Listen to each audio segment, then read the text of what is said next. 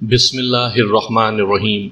سامعین کرام، آپ سن رہے ہیں محبوب عالم کی تفتیشی کہانیوں کے سلسلے میں ایک اردو کہانی حوالات میں طلاق، جس کے راوی محبوب عالم ہیں، اور یہ اس سلسلے کی آخری اور قسط نمبر 6 ہے۔ شاہدہ کا کریکٹر ٹھیک تھا یا خراب تھا؟ میرا فرض تھا اس کو تلاش کرنا۔ لہرا سب سے میرا شک ہٹ گیا تھا۔ یہ اس گاؤں کا یا شاہدہ کے اپنے گھر ہی کا معاملہ معلوم ہوتا تھا۔ مجھ کو پکی شہادت مل گئی تھی کہ یہ سینڈل اور چوڑیوں کے ٹکڑے شاہدہ کے تھے، لیکن شاہدہ کا باپ کہہ رہا تھا نہیں۔ شاہدہ کی ماں نے بھی کہا تھا کہ یہ سینڈل شاہدہ کا نہیں۔ چھوٹی چھوٹی کچھ اور باتیں بھی معلوم ہوئی تھی جو میرے شک کو پکا کرتی تھیں۔ میں نے ہیڈ کانسٹیبل کو کہا کہ شاہدہ کے باپ، بھائی اور ماں کو تھانے لے چلو۔ ہیڈ کانسٹیبل ان کو تھانے لے جانے لگا تو شاہدہ کا باپ میرے پاس دوڑا آیا اور شور شرابہ کرنے لگا۔ میں نے اس کو کہا کہ وہ لکھ دے کہ اس کی لڑکی لاپتہ نہیں ہوئی اور اس کی کوئی رپورٹ نہیں۔ وہ منت سماجت پر آ گیا۔ میں نے تھانے داری روب جھاڑا اور ان سب کو تھانے لے گیا۔ شام ہو چکی تھی۔ میں اس ارادے سے گھر کو جانے لگا کہ رات 11-12 بجے تھانے میں آؤں گا اور ان لوگوں کو تفتیش کی چکی میں پیسوں گا۔ مجھ کو خیال تھا کہ اتنی دیر انتظار کرتے کرتے ان لوگوں کے دماغ درست ہو چکے ہوں گے، لیکن ASI نے مجھ کو روک لیا۔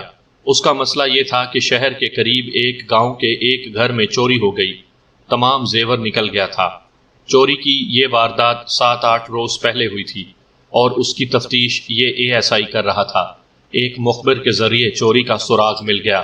ملزم پیشہ ور چور نہیں تھا، لیکن آوارہ نوجوان تھا اور جوئے بازی کا عادی ہو گیا تھا۔ اس نے اپنے ایک قریبی رشتہ دار کے گھر چوری کی اور پکڑا گیا۔ وہ اقبال جرم نہیں کر رہا تھا۔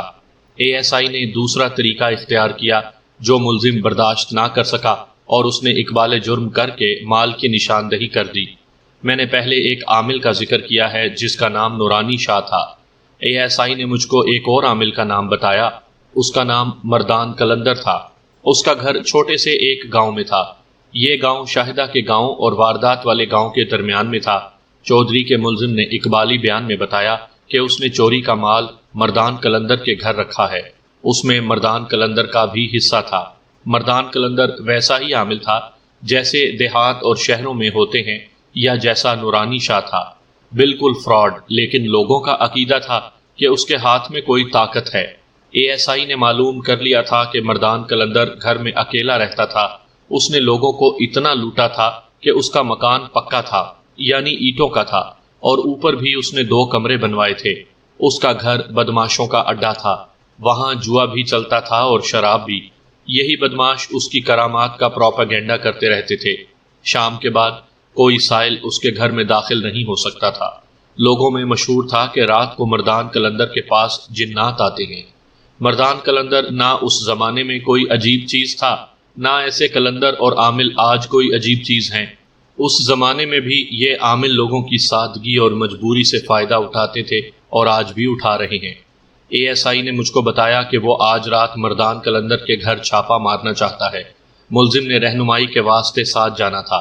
ASI نے مجھ کو بتایا کہ چھاپا مارنا اس واسطے بھی ضروری ہے کہ اس عامل کے گھر میں بدماشیاں ہوتی رہتی ہیں۔ میں نے اس کو چھاپا مارنے کی اجازت دے دی۔ اس کو کہا کہ وہ جتنی نفری ساتھ لے جانا چاہتا ہے لے جائے اور ضابطے کی کارروائی پوری کرے۔ ایک لازمی کارروائی یہ تھی کہ 2 گواہ ساتھ لے جانے تھے جنہوں نے مال کی برآمدگی کی گواہی دینی تھی اور کاغذات پر دستخط کرنے تھے۔ ASI نے گواہوں کا انتظام کیا ہوا تھا۔ میں نے اس کو کہا کہ چھاپا 9 بجے کے لگ بھگ مارے۔ میں اپنے گھر چلا گیا۔ رات 11 بجے واپس تھانے آنا تھا۔ رات کے 10 بج چکے تھے۔ میں گہرا سویا ہوا تھا۔ بیوی نے مجھ کو جگا کر بتایا کہ کانسٹیبل آیا ہے۔ میں باہر گیا تو کانسٹیبل نے ایسی خبر سنائی کہ مجھ کو شک ہوا کہ میں خواب دیکھ رہا ہوں۔ یہ کانسٹیبل چھاپا پارٹی کے ساتھ گیا تھا اور اس گاؤں سے مردان قلندر کی گھوڑی پر آیا تھا۔ فوراً میرے ساتھ چلیں، کانسٹیبل نے کہا۔ وہ لڑکی جو لاپتہ ہے مردان قلندر کے گھر سے برآمد ہوئی ہے۔ میں نے فوراً وردی پہنی۔ اردلی نے گھوڑی تیار کر دی تھی۔ تھانے جا کر ریوالور لیا اور مردان قلندر کے گاؤں کو روانہ ہو گیا۔ یہ گاؤں کوئی 1.5 میل دور تھا۔ وہاں پہنچے اور مردان قلندر کے گھر میں داخل ہوئے۔ میں نے شناخت کے واسطے شاہدہ کے باپ کو بھی ساتھ لے لیا تھا۔ مبارک ہو جی، ASI نے میرا استقبال کرتے ہوئے کہا۔ میرے مال کے ساتھ آپ کا مال بھی برآمد ہو گیا ہے، شاہدہ زندہ مل گئی ہے۔ مردان شاہ ایک طرف دیوار کے ساتھ 3 آدمیوں کے ساتھ اکڑو بیٹھا ہوا تھا۔ ملزموں کو اسی طرح بٹھایا جاتا ہے۔ مردان قلندر نے زیورات برآمد کروا دیے تھے۔ اے ایس آئی مجھ کو اوپر لے گیا۔ شاہدہ کا باپ ساتھ تھا۔ اوپر کے ایک کمرے میں شاہدہ بیٹھی ہوئی تھی اور ایک دیوار کے ساتھ 2 آدمی اکڑوں بیٹھے ہوئے تھے اور 2 کانسٹیبل پاس کھڑے تھے۔ میں نے شاہدہ کے باپ سے پوچھا کہ یہ ہے تمہاری بیٹی؟ اس نے زبان سے کچھ نہ کہا، سر ہلا کر بتایا کہ یہ اسی کی بیٹی ہے۔ اس کے باپ کے جذبات کا شاید آپ اندازہ کر سکتے ہوں گے، جس کی 3 دنوں سے لاپتہ بیٹی 2 آدمیوں کے ساتھ کسی اور جگہ پائی گئی ہو۔ وہ دونوں آدمی شاہدہ کے گاؤں کے تھے۔ شاہدہ کے باپ کا یہ حال تھا جیسے وہ کھڑے کھڑے مر گیا ہو۔ اس کی آنکھیں ٹھہر گئی تھیں، اس کی شوبازی ختم ہو گئی تھی۔ کون کیا سوچ رہا تھا اور کون کس حال میں تھا، یہ لمبی باتیں ہیں، میں سننے والوں کی دلچسپی کی بات سناؤں گا۔ چوری کے ملزم کی نشاندہی پر مردان قلندر پہلی بار پولیس کے شکنجے میں آیا تھا۔ وہ سمجھتا تھا کہ اس پر کوئی ہاتھ ڈال ہی نہیں سکتا۔ اے ایس آئی نے مجھ کو بتایا کہ مردان قلندر نے پولیس کو اپنے گھر میں دیکھ کر مستانے سے انداز میں نعرے لگانے شروع کر دیے۔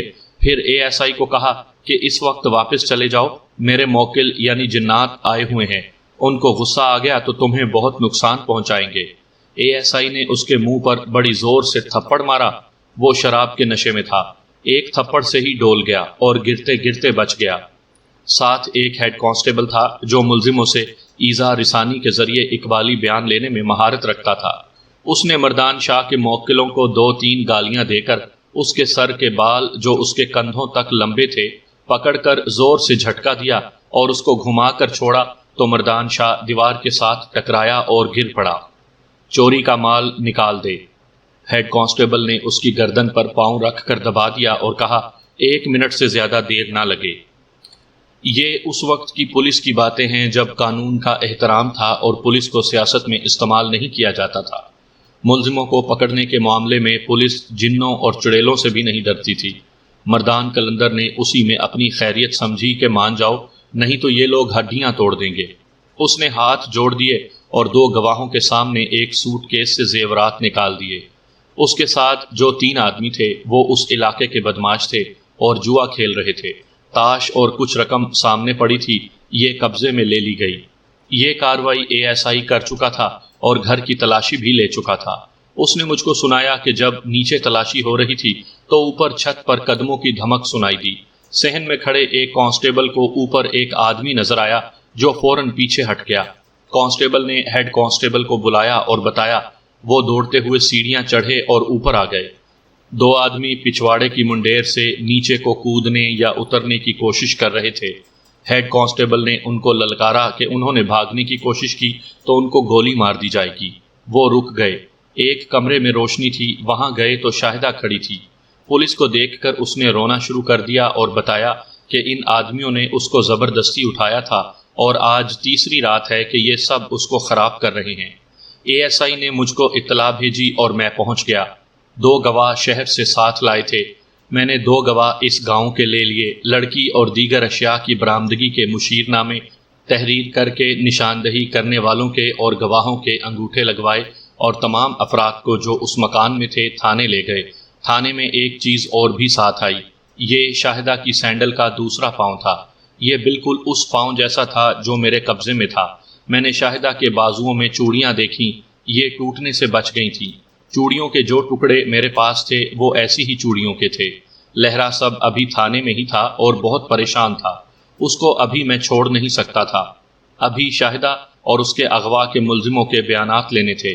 ہو سکتا تھا یہ واردات لہرا سب نے ہی انتقاماً کروائی ہو۔ میں نے اس رات سونا نہیں تھا۔ سب سے پہلے شاہدہ کو بیان کے واسطے اپنے پاس بٹھایا۔ اس کا تو رو رو کر برا حال ہو رہا تھا۔ اس کا ڈاکٹری معائنہ کروانا تھا جو اگلے روز ہو سکتا تھا۔ اس نے جو بیان دیا وہ اس طرح تھا کہ طلاق کے بعد بھی وہ آصف سے ملتی رہتی تھی۔ ملاقات اس طرح ہوتی تھی کہ آصف شام کے بعد شاہدہ کے گاؤں کے قریب ایک جگہ چلا جاتا اور شاہدہ آ جاتی تھی۔ وقوع کی رات کی واردات شاہدہ نے اس طرح سنائی کہ آصف کے ساتھ ایسی ہی ایک ملاقات کا وعدہ تھا۔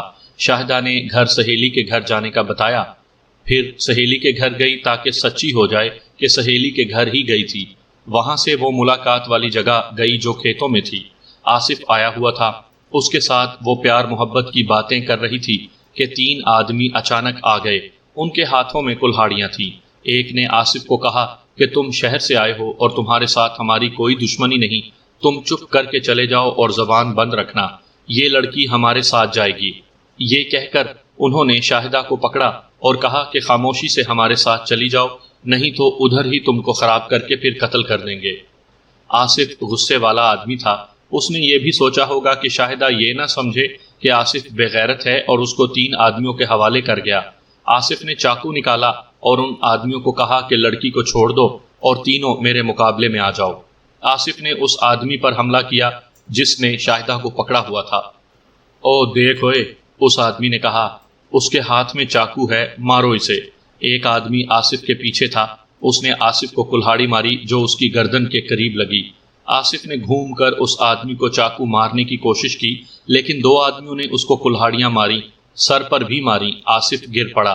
ان تینوں نے شاہدہ کو ڈرایا کہ اس کا بھی یہی انجام ہوگا۔ وہ اتنی خوف زدہ ہوئی کہ اس میں بولنے کی بھی طاقت نہ رہی۔ وہ ان کے ساتھ چل پڑی۔ 2-3 کھیت آگے جا کر شاہدہ کو اچانک جوش آ گیا۔ اس نے آگے جانے سے انکار کر دیا۔ تینوں اس کو پکڑ کر گھسیٹنے اور دھکیلنے لگے۔ وہ فصل میں چلی گئی تھی۔ اس دھینگا مشتی اور زبردستی میں شاہدہ کی چوڑیاں ٹوٹیں۔ ایک آدمی نے شاہدہ کو کندھے پر اس طرح ڈال لیا کہ اس کا اوپر کا دھڑ اس کی پیٹھ کے پیچھے اور ٹانگیں آگے تھیں۔ اس موقع پر اس کی سینڈل کا ایک پاؤں فصل میں گر پڑا۔ شاہدہ کو مردان قلندر کے گھر لے گئے۔ مردان قلندر نے اس طرح بات کی جیسے اس کو پہلے سے معلوم تھا کہ ایک لڑکی کو لایا جائے گا۔ لے آئے بھائی، اس نے کہا اور شاہدہ کو دیکھ کر بولا، واہ بھائی واہ، کیا چیز لائے ہو، یہ تو تازہ مال ہے۔ اس کو اوپر کمرے میں لے گئے۔ وہ رات، اگلا دن، پھر ایک رات اور۔ ایک دن یہ 3 آدمی اور مردان قلندر شاہدہ کو مسلسل خراب کرتے رہے۔ شاہدہ تینوں کو پہچانتی تھی، یہ اس کے اپنے گاؤں کے آدمی تھے۔ دن کے وقت یہ تینوں چلے جاتے تھے، مختصر یہ کہ شاہدہ اس کمرے میں قید رہی، اس کو زبردستی شراب بھی پلائی جاتی تھی۔ میں شاہدہ کے بیان پر حیران ہو رہا تھا کہ یہ تینوں آدمی اس کے اپنے گاؤں کے تھے اور اس سے اپنے چہرے چھپا نہیں رہے تھے۔ مردان قلندر نے بھی اپنی شناخت کا کوئی خطرہ محسوس نہ کیا۔ یہ راز ملزموں کے بیانوں سے کھلا۔ میں نے شاہدہ کو اغوا اور آصف کو قتل کرنے والے تینوں ملزموں کو الگ الگ اپنے پاس بلایا اور ہر ایک کو جھانسا دیا کہ میں اس کو وعدہ معاف گواہ بنا رہا ہوں۔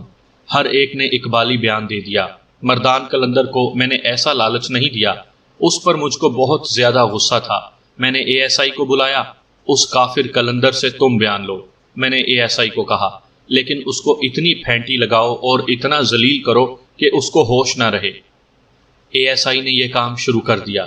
دوسرے ملزموں سے جو بیانات لیے ان سے یہ راز کھلا کہ ان میں بڑی عمر کا جو آدمی تھا، یہ اس نے انتقامی کارروائی کی تھی۔ اس کا نام نظام دین تھا اور اسے جاموں کہتے تھے۔ اس کی عمر 40 سے 1.5-2 سال کم تھی۔ اس کی عمر 23-24 سال تھی تو اس نے ایک آدمی کو قتل کر دیا تھا۔ یہ فطرتاً لڑاکا تھا اور لڑائیاں جھگڑے ہی کرتا رہتا تھا۔ ہر کسی پر روب جھاڑتا اور اپنے آپ کو کنگ کانگ سمجھتا تھا۔ وہ قتل کے جرم میں پکڑا گیا۔ عینی شاہد صرف ایک آدمی تھا، وہ تھا شاہدہ کا باپ۔ اس نے پولیس کو بیان دے دیا۔ جاموں کا باپ شاہدہ کے باپ کو کہنے لگا کہ وہ عدالت میں بیان دینے نہ جائے، اس کی گواہی کے بغیر جرم ثابت ہو ہی نہیں سکتا تھا، لیکن شاہدہ کا باپ نہیں مانتا تھا۔ اس کو اچھی خاصی رقم پیش کی گئی جو اس نے قبول نہ کی۔ ایک بات جو مجھ کو بعد میں شاہدہ کے گاؤں کے نمبردار سے پتہ لگی تھی، وہ میں یہیں بتا دیتا ہوں۔ شاہدہ کے باپ نے مقتول کے باپ سے بہت رقم وصول کر لی تھی۔ اس کے علاوہ اس نے تھانے دار کو بھی خوش رکھنا تھا۔ اس کو جاموں کے رشتہ دار کہتے رہے کہ وہ عدالت میں گواہی نہ دے، لیکن اس شخص نے خود بھی گواہی دی اور تھانے دار کے کہنے پر وہ ایک جھوٹا گواہ بھی تیار کر کے لے گیا۔ یہی 2 گواہ اہم تھے۔ جاموں کو عمر قید کی سزا ہو گئی۔ عمر قید کا مطلب یہ نہیں ہوتا کہ ساری عمر جیل میں رہنا پڑتا ہے۔ جاموں مافیا وغیرہ ملا کر 13 سال اور کچھ مہینے قید کاٹ کر واپس آ گیا۔ اس کو آئے ہوئے 20-22 دن ہوئے تھے اور وہ ہر وقت انتقام کے طریقے سوچتا رہتا تھا۔ وہ یہ تو سوچتا ہی نہیں تھا کہ اس نے ایک آدمی کو قتل کیا اور سزا پائی تھی۔ جناب تھانے دار صاحب، جاموں نے بیان دیتے ہوئے کہا، مجھ کو صرف قید کی سزا نہیں ملی، یہ بھی دیکھیں کہ میں جوانی کی عمر میں جیل گیا تھا اور باہر آیا تو میں بڑھاپے کے قریب پہنچ چکا تھا۔ سب سے بڑا نقصان یہ ہوا کہ میری قید کے دوران میری بیوی نے 2 آدمیوں کے ساتھ تعلقات پیدا کر لیے۔ میں نے کہا کہ اس کا کیا قصور ہے؟ یہ نوجوان تھی اور میں ایک آدمی کو قتل کر کے جیل چلا گیا۔ میں نے اس کو طلاق دے دی ہے، بڑی خوبصورت عورت ہے اور مجھ کو اس کے ساتھ دلی محبت تھی۔ میرے دل کو چوٹیں پڑتی ہیں۔ جیل میں جاموں کو بڑے پکے بدماش اور عادی مجرم مل گئے۔ انہوں نے اس کو بھی مجرم اور غنڈہ بنا دیا۔ گاؤں میں آ کر اس کے دماغ میں ایک ہی بات آتی تھی کہ شاہدہ کے باپ کو قتل کرنا ہے۔ کبھی سوچتا کہ اس کے دونوں بیٹوں کو قتل کر دوں گا۔ یہ جو 2 جوان آدمی اس کے ساتھ پکڑے گئے تھے اس کے قریبی رشتہ دار تھے اور ہمراز بھی۔ آصف کی موت اور شاہدہ کی مصیبت آ گئی۔ وقوع کی رات جاموں نے شاہدہ کو کھیتوں کی طرف جاتے دیکھ لیا۔ وہ دوڑ کر ان دونوں آدمیوں کو بلا لایا اور ان کو بتایا کہ شاہدہ کھیتوں کی طرف گئی ہے، چلو چلیں۔ تینوں کلہاڑیاں لے آئے اور چھپ چھپ کر وہاں پہنچ گئے جہاں شاہدہ اور آصف موجود تھے۔ وہاں جو وقوع ہوا وہ بیان ہو چکا ہے۔ مردان قلندر کے ساتھ جاموں کا دوستانہ تھا۔ جاموں وہاں جوئے اور شراب کے واسطے جاتا تھا۔ یہ جب شاہدہ کو لے جا رہے تھے تو جاموں دوڑتا ہوا مردان قلندر کے گھر چلا گیا اور اس کو بتایا کہ ایک لڑکی کو لا رہے ہیں۔ مردان قلندر بہت خوش ہوا تھا۔ تم نے یہ نہیں سوچا کہ لڑکی تم کو پہچانتی ہے؟ میں نے پوچھا۔ سوچا کیوں نہیں تھا؟ جاموں نے جواب دیا۔ لڑکی کو ہم نے واپس نہیں کرنا تھا۔ کل رات اس کا گلا گھونٹ کر رات کو لاش کہیں دفن کر دینی تھی۔ ہم آج ہی رات یہ کام کر دیتے، لیکن مردان قلندر کہتا تھا کہ 2-3 دن اور رہنے دو۔ میں نے مقدمہ تیار کیا۔ جاموں اور اس کے دونوں ساتھیوں کو سزائے موت دی گئی اور مردان قلندر کو مجموعی طور پر 8 سال سزائے قید دی گئی۔ ہائی کورٹ نے ان کی اپیلیں مسترد کر دیں۔